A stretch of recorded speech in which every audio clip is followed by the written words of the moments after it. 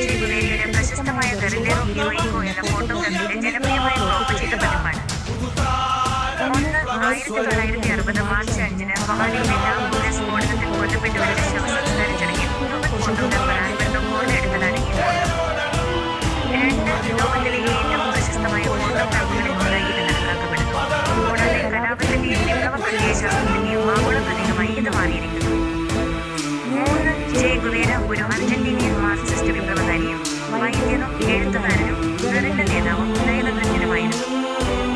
Cuban വിപ്ലവത്തിലെ ഒരു പ്രധാന വ്യക്തിയായിരുന്ന അദ്ദേഹം 1967-ൽ ബൊളീവിയയിൽ കൊല്ലപ്പെട്ടു.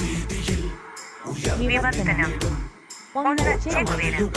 2 ചെ ഗുവേര അർജന്റീനയിൽ ജനിച്ച ഒരു മാർക്സിസ്റ്റ് വിപ്ലവകാരിയും ഒരു അന്താരാഷ്ട്ര ഗറില്ല നേതാവുമായിരുന്നു.